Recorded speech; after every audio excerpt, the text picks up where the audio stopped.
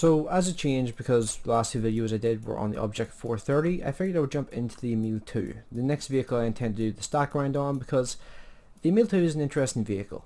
It's got an incredibly strong frontal turret. It does have an interesting gun to use as upgraded gun, but I do not have it right now.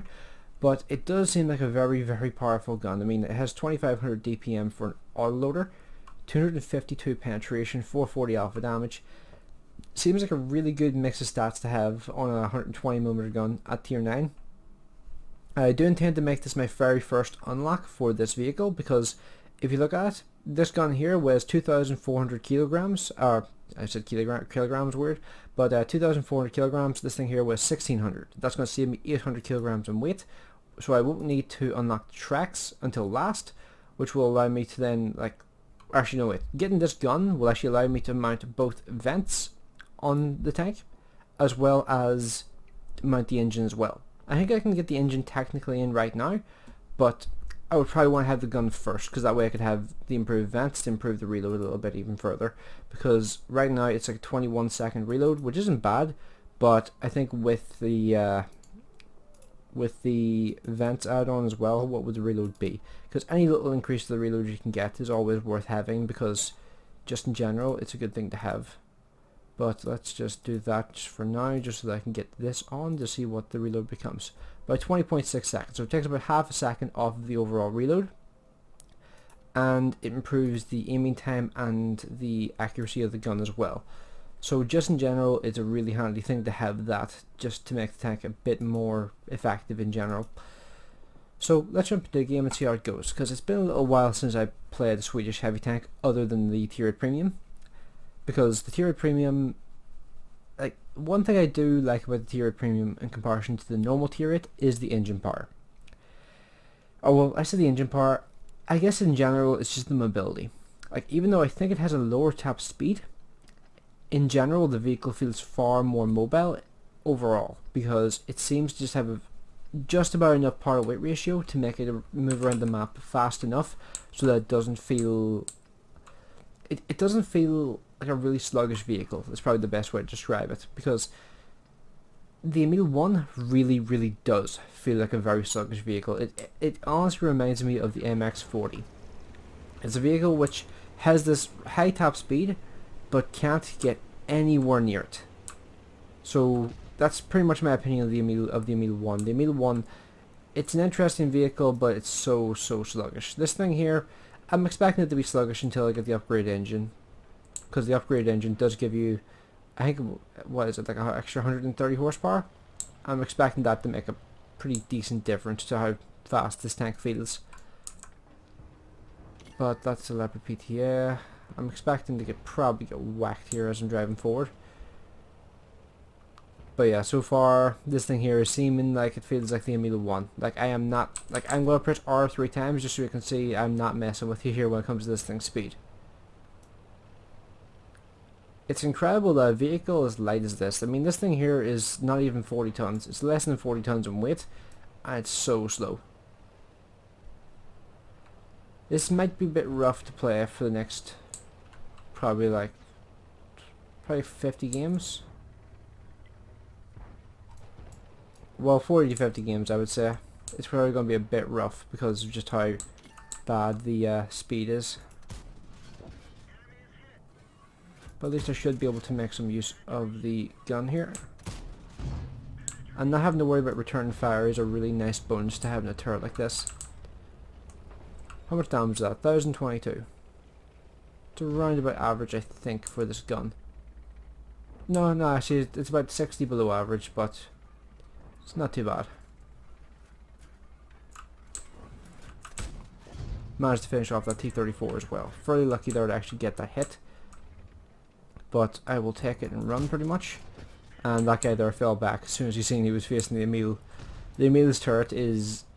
It's another thing entirely from every other turret in the game. Every other turret in the game has just monstrous armor, but this thing here takes it to a different level. That's just honestly just the way the Swedish heavies are. And I think to a degree the Swedish mediums as well. They just have absolutely just oh, You have a really powerful gun? Not this. You don't, like, you don't have a very powerful gun against this, do you? I was gonna say not to this you don't, but I kind of messed up the words. Oh Jesus, like this thing here could be a lot of fun to play once I get it fully upgraded, but Jesus, this speed. Ah, like what the hell? Like, is this what this thing was like when it first came out? Because I think it got an engine power buff whenever the rework happened. Jesus, like, how did people play this thing whenever it first came out? This is brutal. Like, the only reason why I'm not too fussed about it right now is because I know there's going to be a way more powerful engine option for me, but right now this feels absolutely atrocious. And that shot didn't go really where I needed it to. Where are those guys at? Oh, right, they're way off in the background there. 53 TP is being oddly aggressive.